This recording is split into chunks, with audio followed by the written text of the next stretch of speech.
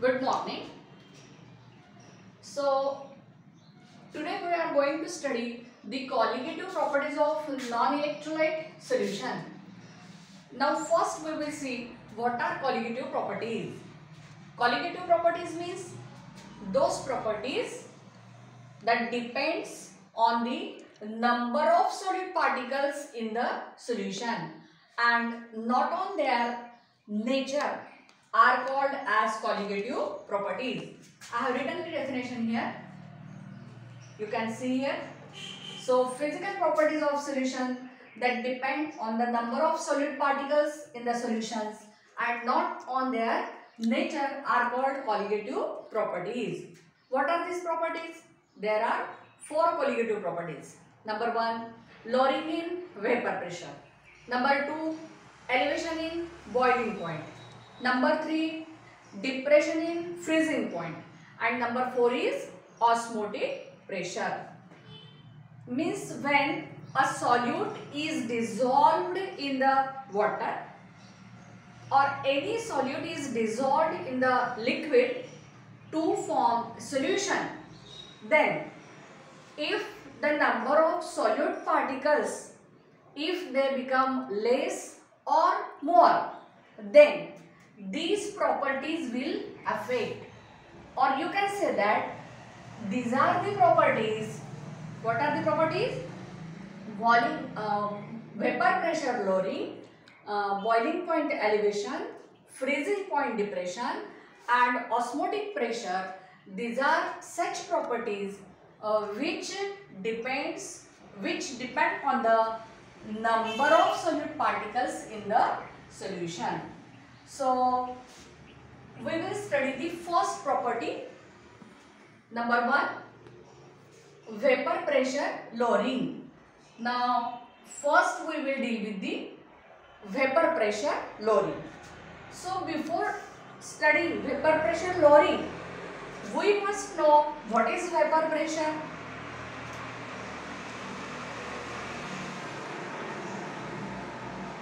So, vapor pressure means, if the definition comes, you can write, when a liquid in closed container is in equilibrium with its vapor, then the pressure exerted by vapor on liquid is known as vapor pressure.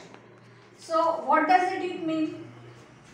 So, for this, you consider that you watch on the blackboard that this is a closed container in which some liquid or pure solvent is present. Some liquid or pure solvent is present.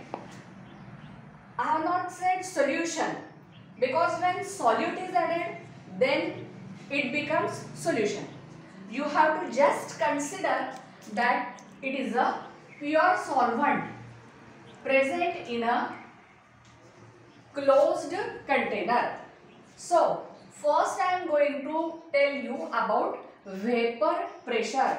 What is the meaning of vapor pressure? Listen here. So, what is vapor pressure? We have already studied this in the 11th class.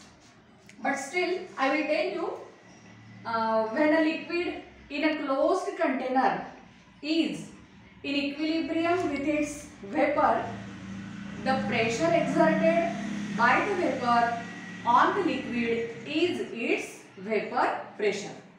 For this, consider that there is a closed vessel, see on the blackboard, containing a liquid. Now, vapors will be formed of that liquid because any liquid at room temperature, it has tendency to get converted into vapor state.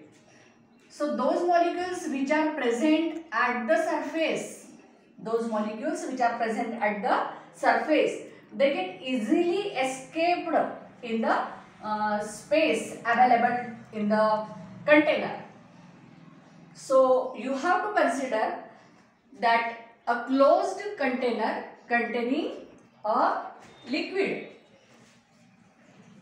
So, the liquid surface molecules, or you can say that the molecules which are present at the surface will escape from the liquid and goes into the gaseous state. And once they get converted to gaseous phase, they will exert pressure. Actually, what happens? The gaseous molecules from gaseous state, that is vapor state, because of evaporation, again get condensed back to liquid state. Thus, the vaporization and condensation, these processes are continued. But a stage of equilibrium comes where rate of vaporization and rate of condensation becomes same. Then what will happen? Whatever the number of gaseous molecule present above the liquid surface, you can say, will exert pressure on the surface of liquid, and that is said to be the vapor pressure. We have taken or you can consider the pure solvent in a closed container. You can consider pure liquid, pure solvent in a closed container. Consider that in the pure solvent which we have taken in a closed container, pure water is present.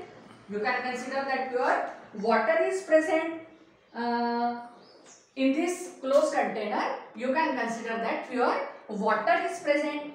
So the molecules which are present at the surface, they have the tendency to get escape from the surface and get converted into vapors. So the molecules, due to evaporation, get converted into vapors. But another tendency is also seen in the closed container, that because of condensation, those molecules which have got vaporized get again condensed back into the liquid state. So these two processes, vaporization and condensation, these two processes get continued, and when the rate of vaporization, it becomes equal to rate of condensation, then we say that the situation is in equilibrium. The rate is in equilibrium. So I have already told you now that the whatever number of gaseous molecule present above the liquid surface will exert pressure on the surface of liquid, and that is said to be the vapor pressure. You can consider that in a closed container water is present as a solvent, and consider that we added a non-volatile solute in it. Now up till now this is all about pure solvent, but now we have added non-volatile solute in the liquid. Now because of the addition of non-volatile solute, what will be the effect of addition of these non-volatile solute on the vapor pressure of pure solvent? Whether it will reduce or increase. Okay, and that we have to study in the vapor pressure lowering. Okay, the next part we will see in the next video.